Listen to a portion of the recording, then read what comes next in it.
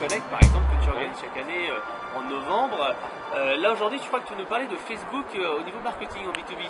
Ouais, tout à fait. Je pense qu'on est dans une période, ce que je vais appeler la période Eldorado sur Facebook. C'est-à-dire que en fait, on est dans une phase où Facebook a enfin développé leur plateforme publicitaire.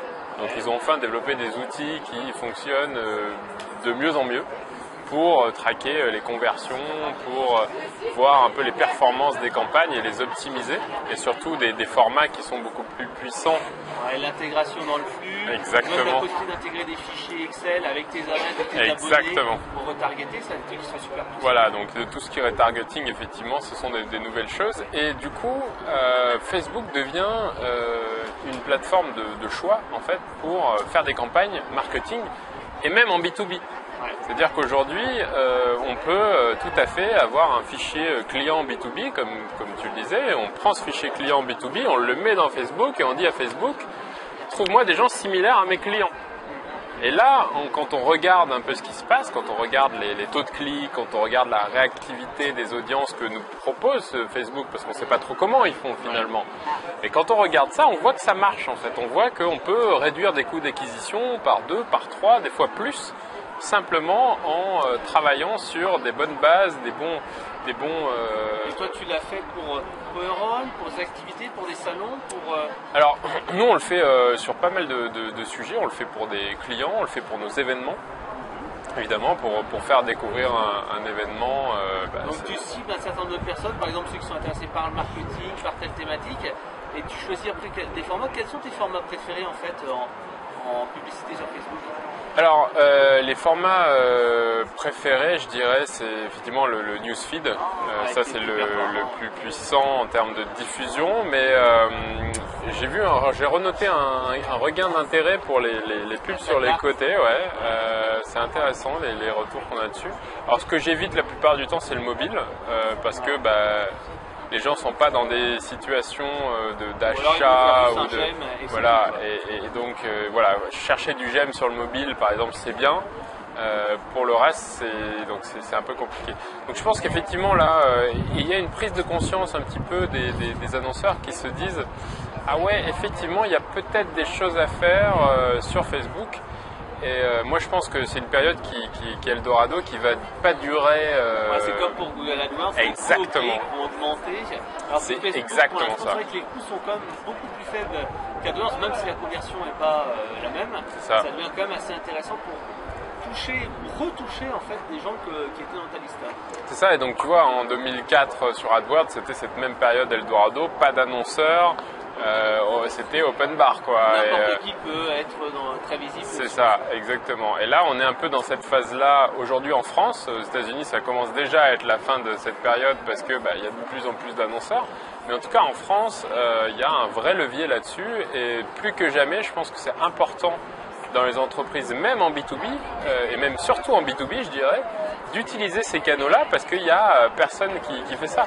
Je prends un exemple, tu vois, on bossait sur du B2B, je ne vais pas citer le client, mais on bossait sur un client qui faisait de l'acquisition plutôt entre 50 et 80 euros du lead B2B. Ah ouais. 50 et 80 euros du lead B2B, c'est dans le marché, t'es quoi? Normal. T'es à peu près là-dedans. Et on leur a sorti des leads à moins de 10 euros. Et en termes de qualification, c'était la même chose. C'est-à-dire par rapport aux leads qu'ils achetaient à 50-80 euros, nous on arrivait à avoir les mêmes réactions, les mêmes qualités avec des leads venant de Facebook à moins de 10 euros.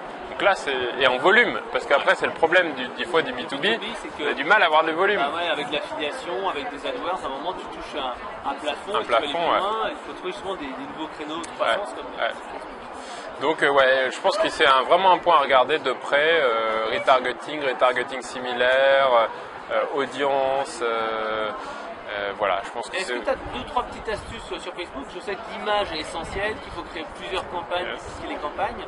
Qu'est-ce que tu as comme petits trucs qui sont quand même importants de connaître si on veut se lancer dans une campagne Facebook? Alors,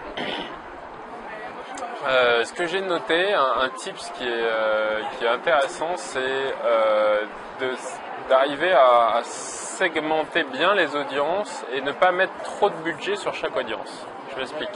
Quand tu arrives au bout d'un moment, par exemple, tu dis, voilà, je vais cibler les femmes qui ont entre 30 et 35 ans et qui habitent à Paris.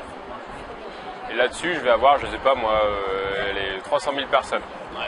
Ben, sur ces 300 000 personnes, je vais mettre peut-être un budget de... si je mets un budget de 100 € par jour, ça va me coûter beaucoup plus cher que si j'en mets un budget de 50 par jour. Parce que au bout d'un moment, il y a cet effet où en fait, Facebook n'a pas le volume suffisant pour diffuser. Et donc, il vous dit, OK, je vous le diffuse, mais je vous fais payer plus cher, entre guillemets. Et donc, du coup, il vaut mieux avoir une stratégie. J'ai plein de petites audiences sur lesquelles je mets des budgets réduits pour optimiser son coût d'acquisition. Donc ça, c'est effectivement des choses que l'on voit, alors que, et ça d'ailleurs, c'est ce que Facebook ne vous dit pas. Hein. Facebook, quand il vous conseille, il vous dit mettez des grosses audiences avec des gros budgets et mélangez tout ça et ça va vous donner du résultat. Donc c'est comme d'hab, segmenté, découpé, petit budget. Avec des messages variés, avec des voilà. images. Et alors si, ouais, c'est exactement ça, des messages variés aussi, parce que tu as un phénomène de fatigue aussi. Ouais. C'est-à-dire qu'au bout d'un moment, ta pub, elle a été vue. Ouais. Et donc si la personne n'a pas cliqué au bout de la 3e fois qu'elle l'a vue, ou 4e fois, elle ne va pas cliquer à la 5e. Donc il faut changer ça, il faut voir cette conversation, même dans la publicité, il faut penser conversation. Et ça, c'est encore difficile pour des annonceurs qui, eux, pensent une annonce figée qui bouge plus. Ouais. Alors que là, il faut la réactiver, même parfois arrêter la campagne, la remettre, ou alors changer les prix, etc. Okay. Alors, merci Jean-François. Si on veut en savoir plus pour toi, sur toi, on va sur le site powerone.fr.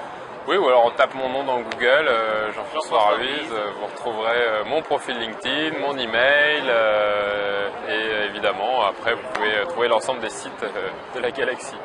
Ok, merci, à bientôt. Merci, au revoir.